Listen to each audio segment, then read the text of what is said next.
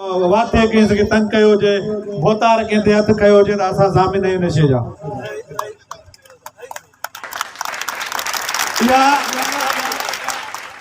ये सब शयूं तॾहिं मुमकिन आहिनि जॾहिं असां हिकु हूंदासीं। ही पालारी बिरादरी आहे ऐं फास्केली बिरादरी खे, कुरड़नि बिरादरियुनि खे, कोस्तानी सभिनी मज़लूम आवाम खे गुज़ारिश कंदसि त पंहिंजे पाड़े जी सतह ते, पंहिंजी क़ौमी सतह ते, बिरादरी सतह ते तंज़ीमूं ठाहियो, पाण में ॿधी करियो त हिन ज़ालिम मां तव्हांजी जान छुटंदी न त कोन छुटंदव। इंशाअल्लाह असांजी ये जदोजहद आवाम जे लाइ आहे, असांजी ये जदोजहद अवां जे ॿारनि जे मुस्तक़बिल जे लाइ आहे, तालीम जे लाइ आहे, असांजी इहा जदोजहद सिहत जे लाइ आहे। असीं चाहियूं था त सिहत हर माण्हू जो हक़ आहे, उनखे पंहिंजे दर ते पंहिंजे इलाइक़े में मिलणु खपे। तालीम हर माण्हू जो हक़ आहे, उनजे बचनि खे तालीम जे ज़रिए सां आरास्ता हुअणु खपे। उहे सभु शयूं तॾहिं थींदियूं जॾहिं तव्हां असांजा हथ मज़बूत कंदो। उहे शयूं तॾहिं थींदियूं जॾहिं तव्हां ताले ते ठपो हणी रईस अता मोहम्मद खे, शहबाज कासकेली खे, लजपत राय खे, सलीम पालारी खे खटराईंदो।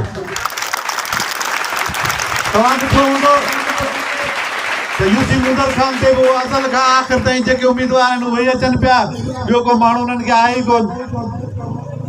यूसी सरीअ में बि उहे ई माण्हू अचनि पिया, जेके खटींदा था अचनि उहे ई आहिनि, ॿियो उन्हनि खे माण्हू मिले कोन थो।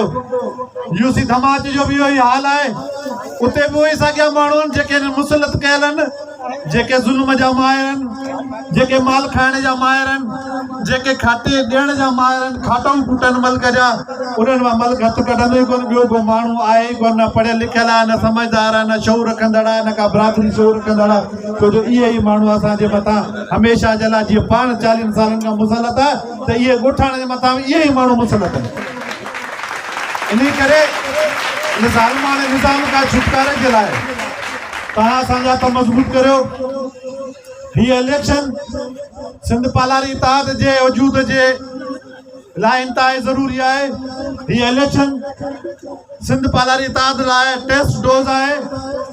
असीं चाहियूं था त पूरो कोस्तान मलिक चंगेज़ जी क़यादत में, हाजी साहब जी क़यादत में, डॉक्टर अनवर जी क़यादत में खटूं। पर उन खां वधीक मुंहिंजी इहा ख़्वाहिश आहे त यूसी मुदर खान, यूसी सरी, यूसी धमाच सिंध पालारी इत्तेहाद जा उम्मीदवार खटे अचनि, ताकी असां भोतार खे बि ॿुधायूं ऐं भोतारनि जा पंजाननि खे बि ॿुधायूं त हिते बि का क़ौम रहे थी जेके तुंहिंजे साम्हूं थी सघनि था ऐं तोखे हाराए सघनि था।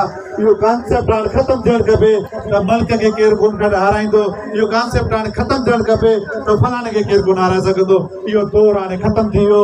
अॼु सरेआम ॾिसो मेन रोड ते हेॾो वॾो प्रोग्राम, इहो अवां जे लाइ हिकिड़ो आईनो आहे।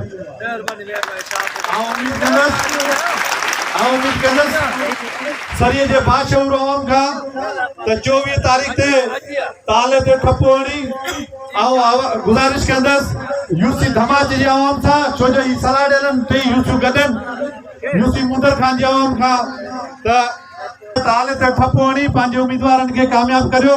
ऐं इंशाअल्लाह अचण वारे वक़्त में ही तव्हांजा पंहिंजा माण्हू आहिनि, ही तव्हांजा ग़रीब माण्हू आहिनि। हिन जा बंगला न को अहमद खान में आहिनि, हिन जा बंगला न को कोटड़ी में आहिनि, न को कराची में आहिनि, न को इस्लामाबाद में आहिनि। ही हथी कान, ही तव्हांखे हिते ई मिलंदा, केॾांहुं कोन वेंदा।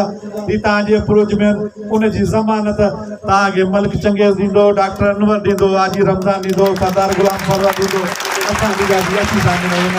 इंशाअल्लाह तव्हां सां हर ॾुखे मोड़ ते, हर जॻह ते ई गॾु हूंदा।